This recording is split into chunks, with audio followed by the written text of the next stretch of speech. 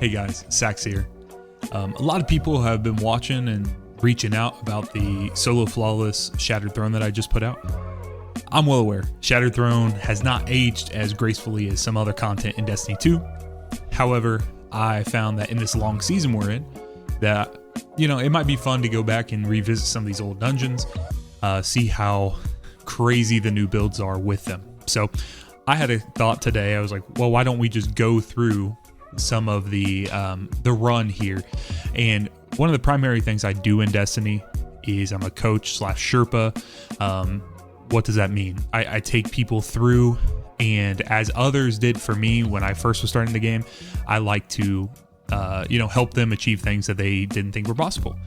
And so for some people, saying solo Shattered Throne, I mean, they could do it much faster than even I did. However, some people, this is a goal that they really strive for. So what I thought was maybe we could go through today, just a quick overview, look at my run, what you could take from it. You don't have to do it exactly like I did. You don't have to do it as fast. You don't have to do it as slow. And we'll take a look at this. So for those of you who are not familiar, I have created a website for our clan. Our clan's name is Force to Wipe, and if you go to force-to-wipe.com and then /dungeon resources, and then I have all of these here. You can see this is what the page would look like. You can go through. I have all of the dungeons that are in here. I also included the exotic missions, though there's not as much for 0 Hour and the Whisper mission in here. I don't have the other exotic missions, let me be clear. However, come in here, Shattered Throne, and select it. What I try to do is keep all of these consistent and up to date, so you could bookmark these top level pages, and then when you go into your run, you just pull over and have a map up. So you'll see, even if you watch this full run that I did, you would see that I click out for a second so I can pull up a map or things of that sort, just to make sure that I'm on the same page of where I'm going, because I want to be efficient.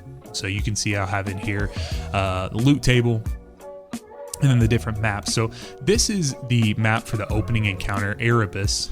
And so you enter here through what is known as the Ogres, and you come through and you are going to kill an enemy here, which will then kind of open up the rest of this area, this encounter for you. And so you're going to see where in the center portion of each of these rooms, you're going to see a new symbol, and that will tell you which one you need to go to. Realistically, you just need to make your way to the 1, 2, 3, 4, 5, 6, 7. You're going to make your way through the 7. Your final one will always be this downward facing bird here that's in the middle of the hollow grounds, and that's how you're going to get out of the encounter.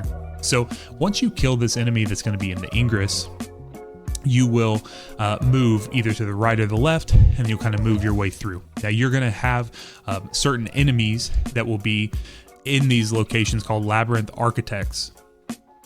And realistically, all they are, they're just going to point you in the right direction. So you're bouncing around through the 6 other locations, and then you're going to come to the hallowed ground. Now, in my run, you will see that I've been really, really enjoying the combination of the Lost Signal Waveframe Grenade Launcher, and then Choir of One. Just Choir of One is completely ridiculous this season, especially with all of the Void perks and things that are on the game. So here, early in this encounter, what I'm doing right here, you don't have to kill all these enemies, but what I'm doing is actually farming Darkness Transcendent energy. And then when I killed the first Labyrinth Architect, that told me I needed to go to this Infinity Snake location, and so that's what I'm doing. So you'll kind of see, I'll jump around, kind of move through here. Let's see. So I think this is actually the second one, but you can see after I killed that Infinity Snake, it pointed me here to this location, and now me and my clanmates, we call this one Croissant Fish, and so I'm going to head over to that. Now, there's really nothing difficult about this encounter other than it's very dark, and so I've actually played with people that have their brightness settings, and maybe they play in a really bright room or something of that sort, and they can't actually see the places to jump to, and so that is one thing.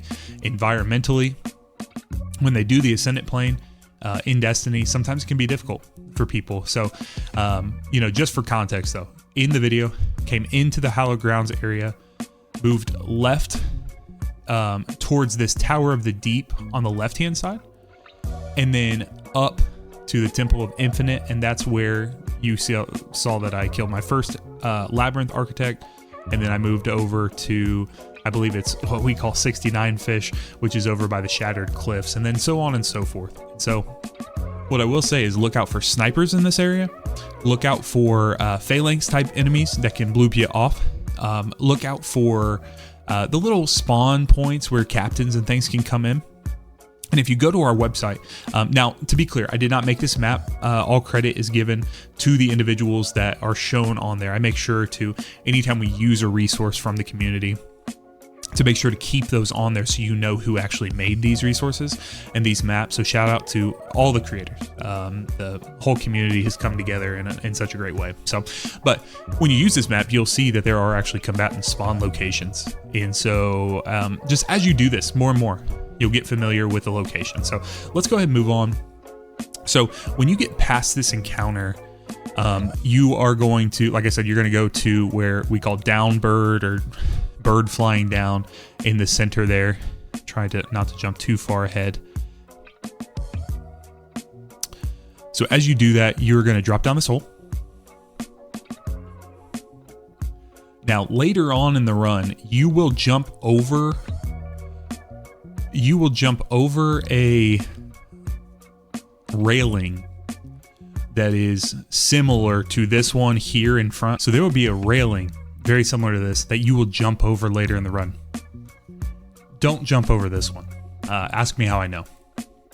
You're going to continue, you're going to head to the right, and then you are going to reach a cliff face here. Now I just full send it because I've done this many times. Load it into here. You can take your time. If you wanted to have a scout rifle on, something of that sort, you can kind of plink away. There's a Minotaur that will be directly below you, but he will actually push backwards after a little bit, or he'll kind of like teleport backwards. And so that's why I know that there's like a little spawn location here where these enemies are in. So I hit that with a grenade. And again, I'm just mentally in my head, I know that I need to farm this transcendent energy. And so taking care of that as I'm going, I saw that, hey, I was missing light energy, so I did that with my Choir of One. You can see there's bloopers everywhere, all kinds of taken bloopers. And so as I'm running through here, one thing to note, there is a phalanx directly around the right corner of this wall. You'll see I kill him immediately. Again, that's just something that I know from doing this over time. Take care of him. You can jump straight up from here. Now there's a lot of enemies that are up here, and you got to clear out. Let me see what the name is on this. This Asterian set apart. You're gonna have to kill this individual enemy to open the door. All the other enemies are very, they're just there to kind of wreck your day. So we're gonna kill all of these enemies. I'm gonna move forward just a little bit here. You see that there are some snipers and things up there. Okay, I've killed this enemy. Now this door is open. Now this is kind of a firing line, gauntlet, what have you, room. Now if you're amplified, you may not know this, but enemies, they have less, I guess what would you say, aim assist towards you when you're amplified. And so I am not in this clip, and you'll see that, and I almost die in this clip, and so almost ended the run right there.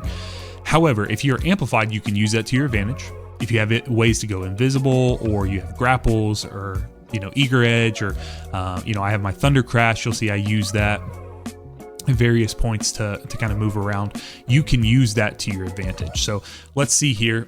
This is not necessarily the way that I would suggest someone who's unexperienced to do this.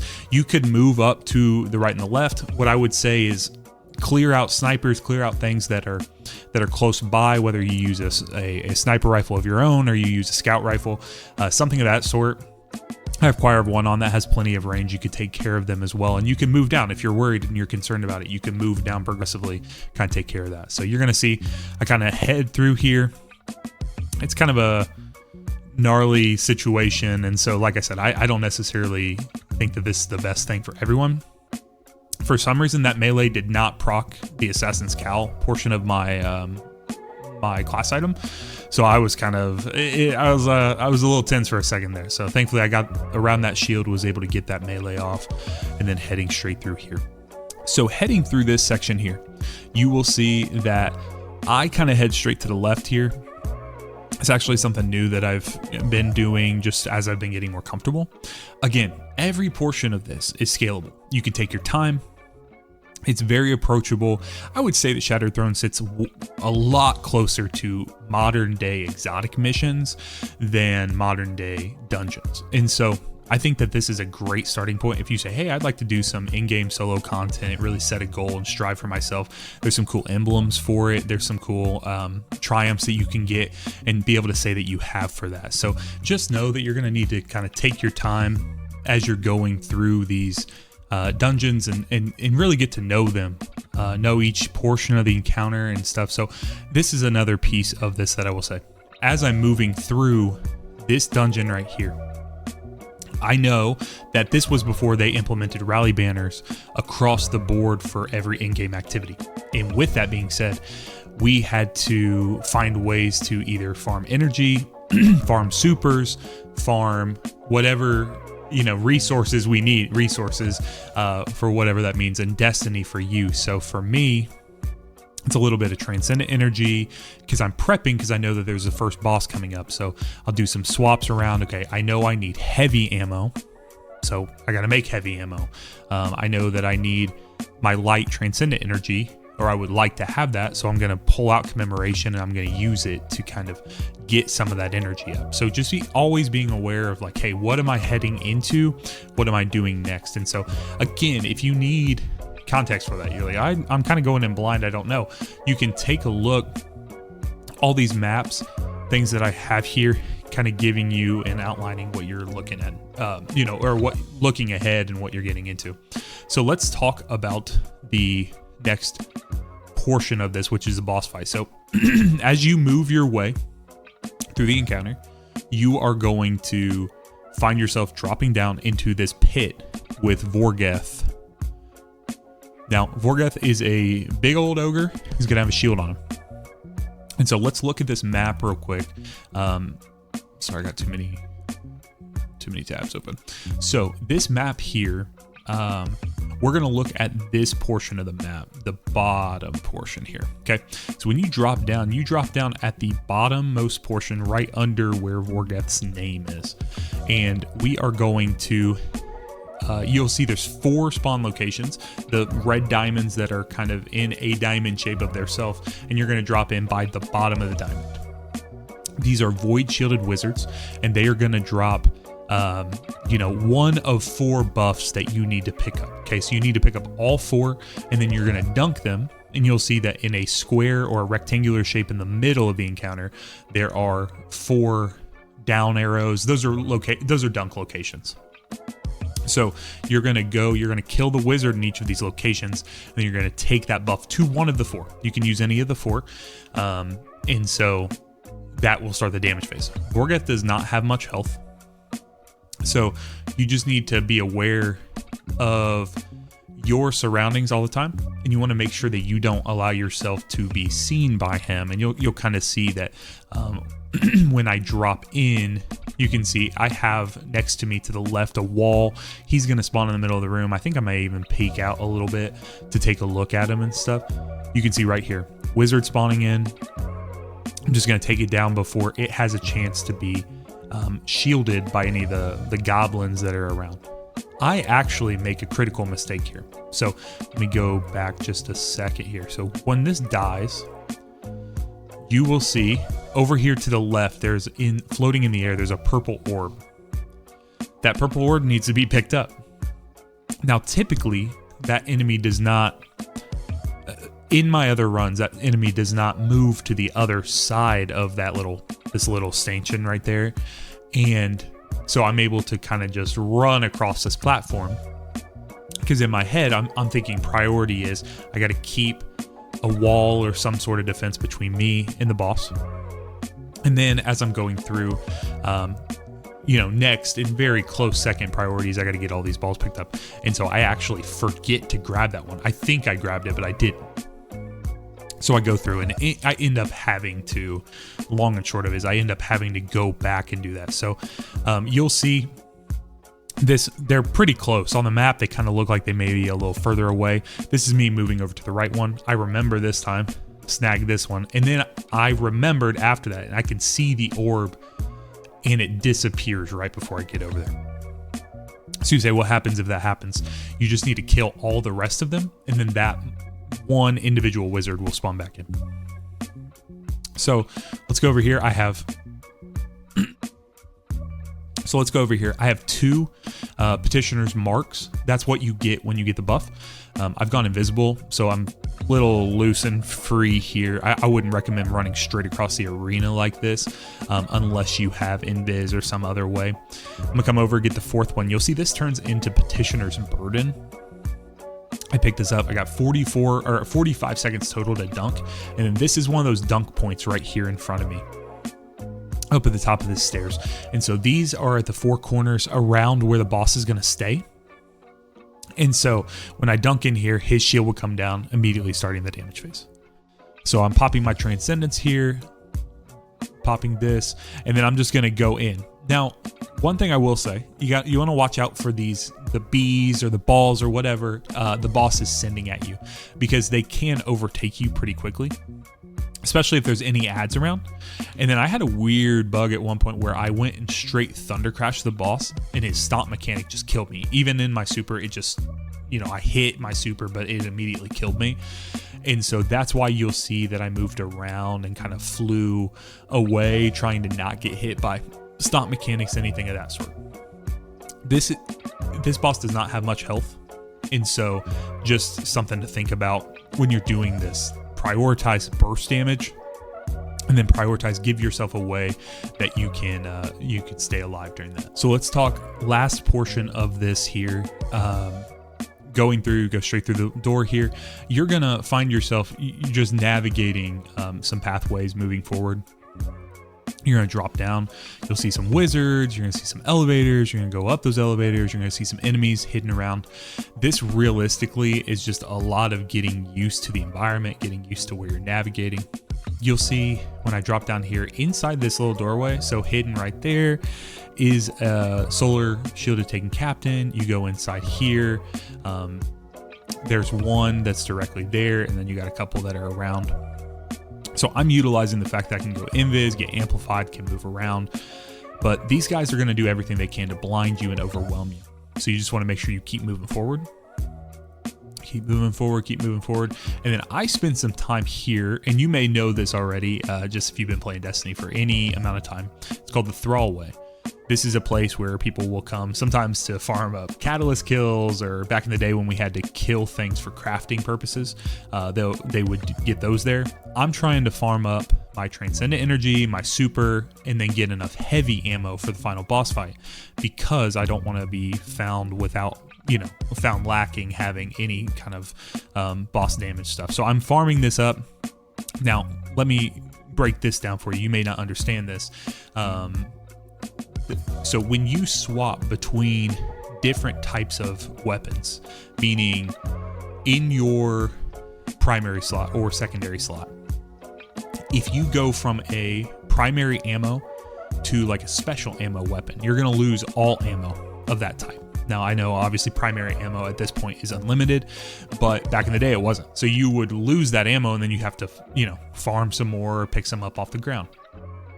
And so there is a conversion rate between, let's say you're doing between a rocket sidearm and a fusion rifle. When you swap back and forth between them, because they're both special or use green bricks, you will not lose everything, but you will lose some, or there'll be some sort of adjustment that's there.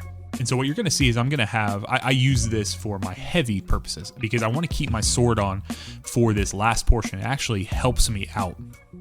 I get my sword ammo up to 70, and as I'm doing that, I'm amplified, I'm moving, and I know this section right here, this gives even seasoned Destiny vets some PTSD from getting blooped off before we had a lot of our modern day movement methods and ways to take care of some of these enemies. You'll see right there is why I have the sword on, because I did everything right, but the game just didn't let me mantle, didn't let me grapple, do anything of that sort. And so I just needed to sword back onto it. Now you could take a slower movement, but I will say with that wall section right there, there's really no time, there's really nothing other than just kind of full sending it, giving it a shot, and going through and just getting familiar with it. And so one last thing before we get in the boss fight, one thing I would encourage everyone to do when you're going in, if you're trying to do your first solo dungeon, do not just reset when you die. If you have never cleared it solo before, you need to do that before you go and do your solo flawless. This will give you confidence. This will give you the ability to know I can do this, and this will give you key context. If you die at that blooping wall right there where I almost did, then it'd be very understandable for you to be like, okay, well, I'm all the way this far in. I'm frustrated. I can't do this. You need to feel the success of, okay, like I can beat the final boss. I've done it. I know that it's not a situation where you're going to get all the way through and then survive the wall the next time, and then you're just going to die to the boss because there's something that you didn't know about. So play it through. I always do that. I did that. I've done that with every solo dungeon I've ever done. You do it solo first. Now, if you get lucky, you could do it solo flawless, and some people are skilled enough to do that. But if you're like me, you may be in a situation where, like, okay, I need to clear it once first, and then I can continue. So let's talk about this final boss fight real quick. So what you'll find is you have 3 knights in this room here. Let me pull up the map real quick. This is not a hard fight. This is not a complicated fight. So what you're going to have is 3 enemies. You can see them here indicated with the red diamonds. These enemies, when they die, they will drop a ball similar to the ball that was dropped for the Void Witches. You need to pick up all 3 of them to get the strongest damage buff to use against Dual Incaru. You want to kill these enemies as close in proximity to each other as possible. Not necessarily location, but I mean time-wise. So you want to you'll see that I go in, I make sure that I get my biotic enhancements from my Syntheseps on my class item procced, and then I use Consecration on them and try and Choir of One just to kind of burn them down as fast as I can. I get 2 of them. The last one kind of teleports away, but I know where he's at. Get him taken care of. You do want to take a second to get rid of some of the scions and different ads that will spawn in, and then you just really focus. Is almost a one-on-one with the boss if you do good clear. So let's look here real quick. I go transcend it, full send it. Got to get these knights out of the way. They're not at this point in the game, they're not the most difficult enemies to take out, but you see those balls right there. So 2 finite thought, you want 3 to get the maximum. So he just spawned back in. So I had done about half his health with that first Consecration Slam. Getting rid of enemies, picked up, I'm at ×3, and then I know I can just send damage on the boss. So the damage numbers are insane. They're inflated based on how much that finite thought you get.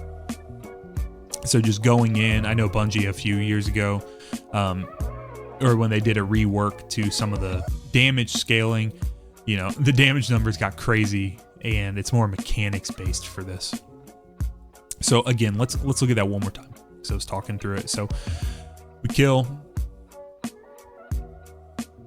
get rid of the 2.